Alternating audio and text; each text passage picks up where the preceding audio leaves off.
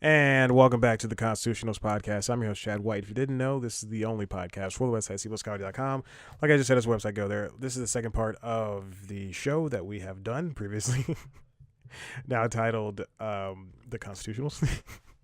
This is the second episode of two-parter that I have to record.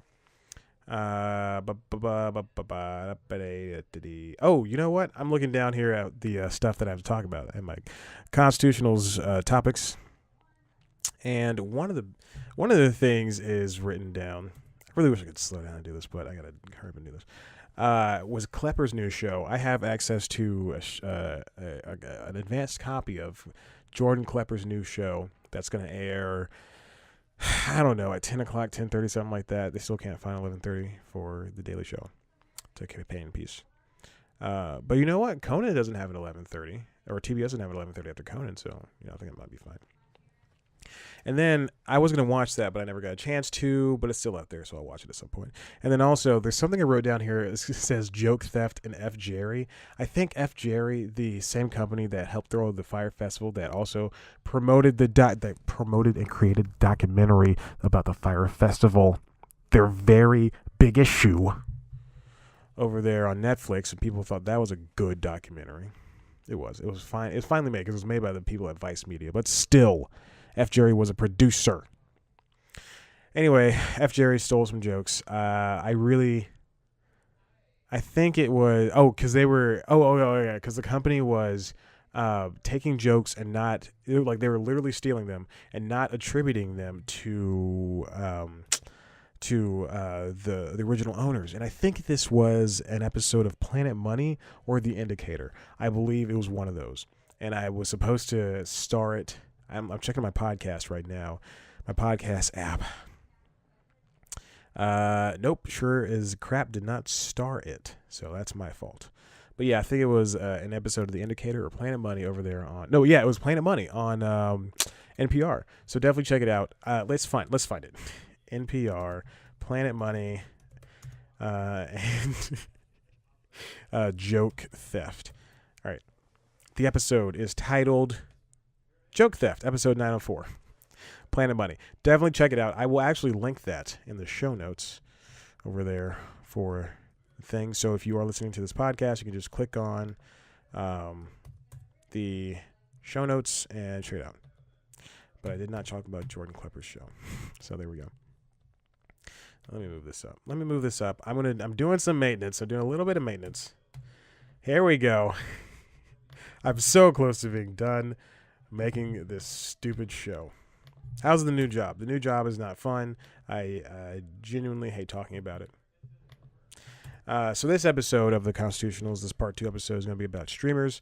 This first article is from Deadline, written by Pete Hammond, my good friend.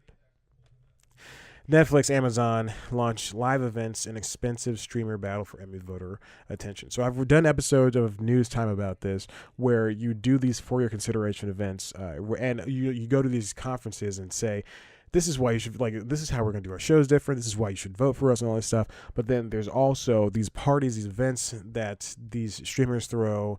I don't remember the episodes of News Time that I did that for, but you should definitely check it out. Definitely check it out if you can find it.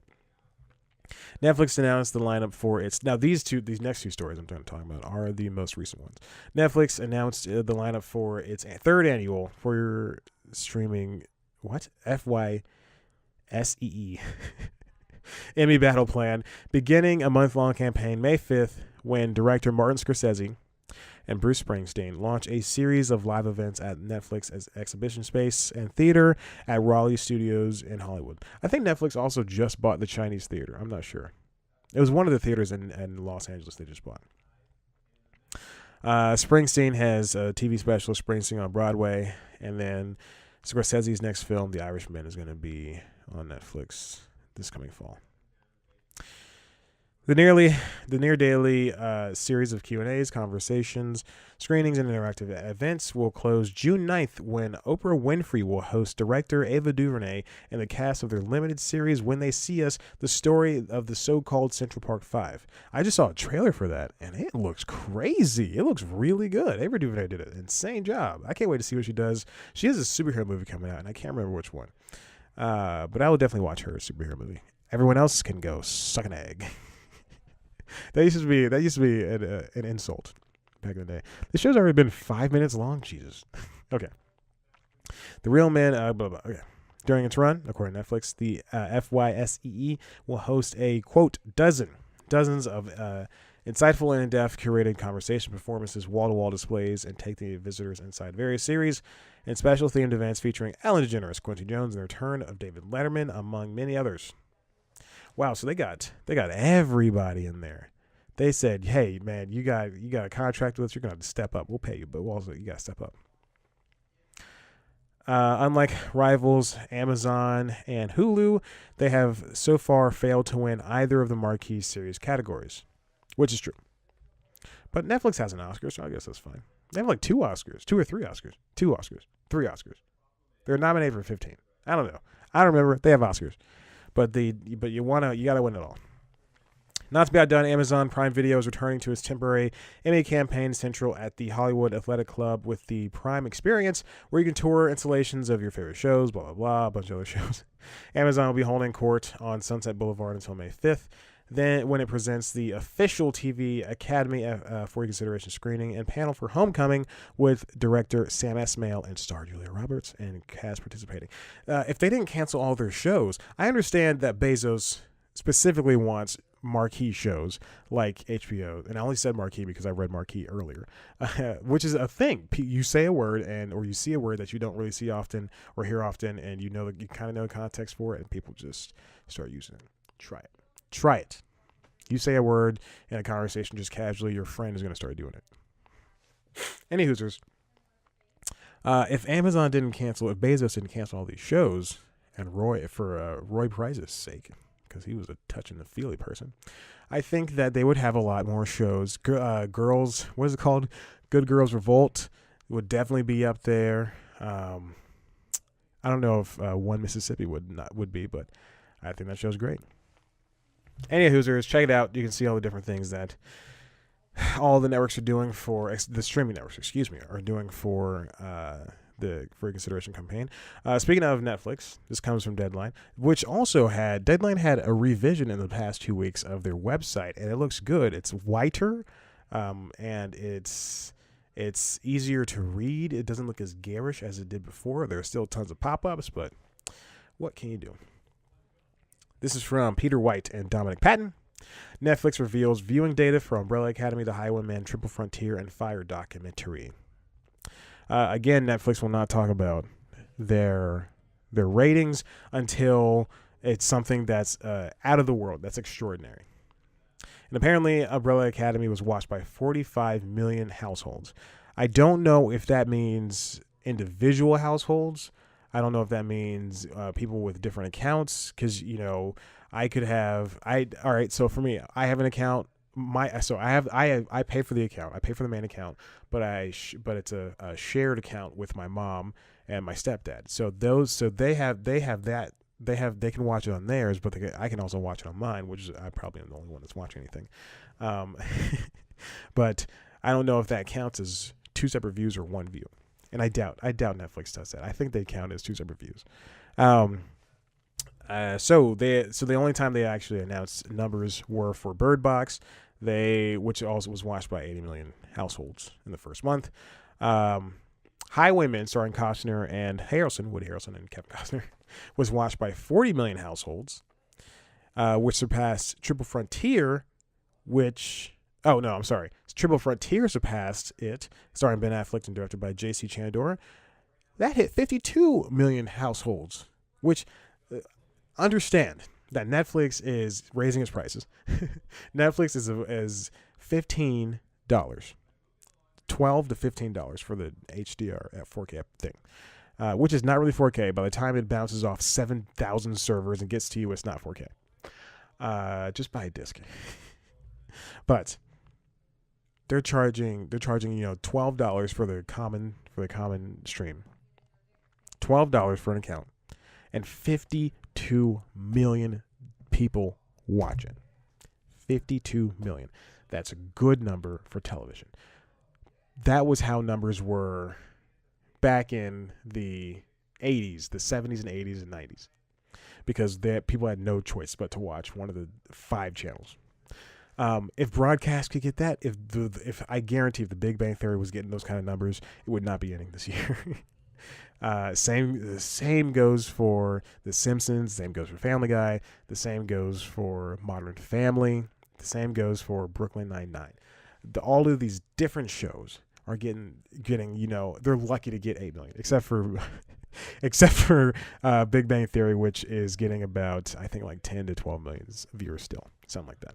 They're going out high, but that's crazy. And Netflix even added 9.6 million new subscribers in Q1 of this year, recording highest paid net ads to date, but stock down because of the Disney Plus thing, which we'll talk about in a second. Fire got 20 million member households in the first month. And Our Planet, which is the BBC Planet series spinoff, I guess. I want to call it spinoff, but it's made by the same people. Like, if I made a show, if Brooklyn Nine-Nine got canceled on Fox, but Fox said you can't take anything over. You can't take anything over except for the character. You can't take the name over, essentially. And they called it Brooklyn Nine-8 or Queens Nine-9. It's the same show. Also, you want to go from Brooklyn to Queens. Go to the Bronx, maybe. Harlem Nine-9. Everybody's black. Although Harlem is apparently the new hipster capital, apparently. New up-and-coming hipster neighborhood. It's uptown. I don't know what's going on anymore. Okay, so yeah, there we go. That's Netflix is doing well despite this Disney Plus thing. Speaking of streaming, YouTube TV is going to get a price hike. Hulu. All right, so every streamer, save for Amazon, which launched at an incredibly already high thing for when it launched, which is like $13 or whatever. But it still technically did have a price hike. Any Hoosers, let's see, have already launched their prices. Have already gone a little bit higher. So Hulu with live TV is now 50 for no ads, $52. Hulu with live TV with ads is like $50 or no, it's $54 for live with no ads, $50 with live with ads. But the same company, Hulu, also took their ad supported tier from $8 down to $6, which is crazy. $6 to watch all these things, and all I gotta do is sit through 3 minutes of ads. I mean, come on. But YouTube TV is hiking its prices to $50 per month for all customers after inking Discovery deal. This comes from Todd Spangler of Variety.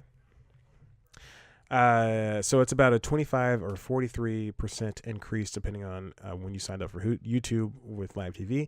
It used to be $35 a month, but now it's going to be $50. But that being said, you get 7 more channels. Discovery, Food, and all those other ones. Is it really worth it though? Is it really worth it? Because DirecTV now, Hulu with live TV, and YouTube TV are all so expensive. Same thing with PlayStation View. That jumped prices last year, I believe, or the year before, or something like that. All these different packages are so expensive now, and there's still people like me who love watching live TV, and that's what. And I understand cable was $200, but that's what this streaming life is going to come to. All these shows are going to be, I said it in the last episode because it was only 20 minutes ago. But when you get to a certain point and Netflix has this show, Hulu has this show, Disney Plus has this show, Amazon has this show, Apple has this show. I don't think Apple's going to do acquisitions. I hope they don't. But they have all these different shows eventually. And I know you don't have to pay for everything. Blah, blah, blah. Who cares? But for someone like me who wants to see a lot of shows, like I want to watch Swamp Thing, I want to watch the Titan show, but I don't binge watch. I don't want to sign up for 1 week and use a free trial and just watch all that crap in 1 week. I don't want to do that. I want to watch it at my own volition, like the Teenage Mutant Ninja Turtle show. If that was on the 2012 version from Nickelodeon, if that was on Nickelodeon's on streaming app, and I subscribed for 1 week, I couldn't watch 100 episodes in a week. I've been watching it, piecemeal, 2 to 3 episodes a day for the past month and a half, I believe. One day I watched 5 and I thought that was too much. I was like, that's too much episodes of Teenage Mutant Ninja Turtles. It was like 3 in the morning and then 2 in the afternoon. I said, no more. But this is insane. And then Fubo TV, which is mostly a sports internet package deal, but also has a lot of different networks in it too, is that one went to $55 per month. All of these packages, and Sling is, even if you want to get all of the channels, is $50 per month. All these packages are costing a buttload of money, and it's all because you don't want ads, or because you don't want to pay, AT&T Uverse or Charter or DirecTV for these channels. But at least that stuff is bundled and it's there. At least you know what you're going to get, and at least they give you internet. Crappy internet, yes, I know, but still. Google Fiber. Google Fiber has a TV service, and it's $70. No, is it? No, because because hold on. Google Fiber, the gigabit service is $70, I believe, and then I can also check because I have a computer in front of me. I forgot what a computer was. A computer running. So so for $160 a month, you get Google Fiber, which is 1,000 megabits. What? Yeah, megabits. It's 1,000 megabits. Is it megabits or is it megabytes? It's 1,000 megabytes up, 1,000 megabytes down. You can download an HD movie in as little as 42 seconds. You can stream a 4K movie or videos at the same time to 10 plus devices. You have no data caps, no contracts, no this, no that. All you have to do is buy a special modem and a router. I already have the router, which is fine, which I got when I had EPB in Chattanooga. But you get on-demand shows, 14,500. You get 150 channels, HDs included, which is insane because I went over to my girlfriend's house and she has AT&T Uverse or one of those, or Comcast, one of those, and HD is not included. It costs extra, and we have to watch TV like poor people. Shut up, Chad. Look at all these channels you can get, and it has my address, which is weird because I did not put it in there. Oh, I did because I've been checking. I've been checking like every now. I'm like, oh, can I get it now? I can get it. Okay, how much does it cost? $70. You get the Laugh Network if you want it. You can get IFC if you want it. That's amazing. But it's $160. Hey, boy. All right, let's move on to Disney Plus. This is all old news. The pricing, the details. You can. They said they're going to bundle it with ESPN Plus and Hulu at some point. They said maybe. ESPN Plus is $5. Hulu is $12 with no ads. And then Disney Plus. So and Disney Plus is like $8, I think. I'm not gonna check. So 8 plus 5 is you take 2 from the 5. This is how I do it in my head. You take 2 from the 5, make that 10. It's $13. 13 plus 12 is $25. So I could see them doing it for $20 a month, and you get all 3. But again, I don't know how this is gonna pan out. It'll be very interesting to see what Disney does. It's going to be ad-free, obviously, but it's going to be very interesting to see what Disney does in terms of, are they going to pull out all the shows? Are they going to put all the shows that they have on there? Are they going to get everything from Disney's Doug, including Nickelodeon's Doug? I don't think they're going to do that. But they're going to get everything from Disney's Doug and put it on there. Are they going to put Pepper Ann on there? Pepper Man is a sequel. Is about Pepper Ann's cousin. Pooper Man. I killed the joke.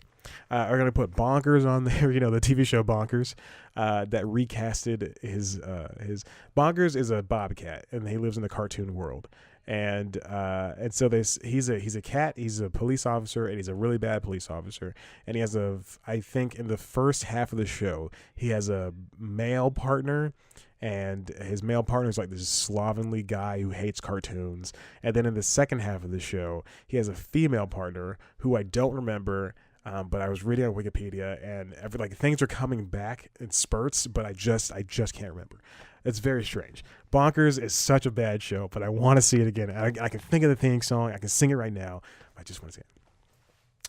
So Bonkers are going to have Star and the Butterfly of Evil. Is that what's called? Star? Oh crap! I watched the show too. Star and the Forces versus the Forces of Evil. Are they gonna have the New Adventures of Winnie the Pooh Bear? Pooh Bear with Tailspin. The Young Jungle Book. Are they gonna have any of this stuff? And then they're also gonna have, and obviously, and they said that their shows, not everything's gonna be on there the day of this fall. Like everything's not gonna be on there at once. The stuff that we're gonna see first are like some of the originals, The Simpsons, obviously, and then they're gonna have a trickle out of the shows and movies that they own for years. But I wonder if it's gonna be like DC, where some stuff's on there, but not everything's on there, because DC Universe is very strange, which I'm not a huge fan of it, but because they don't have everything. They have the Justice League TV show, which is great. Again, I haven't seen it. They announced that there's going to be an app for the DC Universe on Xbox, so hopefully I get to watch it at some point. But then they also probably don't have Gotham. They don't have Gotham streaming, because I know Netflix has Gotham. They don't have. I don't think they have Smallville, because Smallville's on Hulu. They don't have everything. It just sucks. You just want everything. You want things to be. I wish it was just Amazon, Hulu, and Netflix. I wish it was nothing else. It's just too many streaming services. Gosh. Charge me $20 for each. I don't care. Just make it just 3 of those, and then everybody, whatever. Who cares? Anyway, but yeah, that's what's gonna come from Disney Plus. That's what we're gonna see. Coming up from Disney Plus. Hey, listen, if you like what you heard here, because I gotta go, head on over to the website, cpluscomedy.com. We got some other stuff. Go to follow us on Twitter at @CPlusComedy. I didn't do this last episode. Follow us on Twitter and Instagram at @CPlusComedy. Follow me on Twitter, Instagram at @ChadBlackWhite. Like us on Facebook. Head over to the webpage, youtube.com/CPlusComedy, to see a video version of the show, as well as the premiere show, News Time. This week's episode, it's like the Daily Show, except less funny. This week's episode of News Time is about TV partnerships, producing partnerships. Excuse me. Adam McKay and Will Ferrell have stopped producing together, and this is an episode about that. All right. Thank you for listening. Hopefully I'll be back on schedule next week. I love you. Goodbye.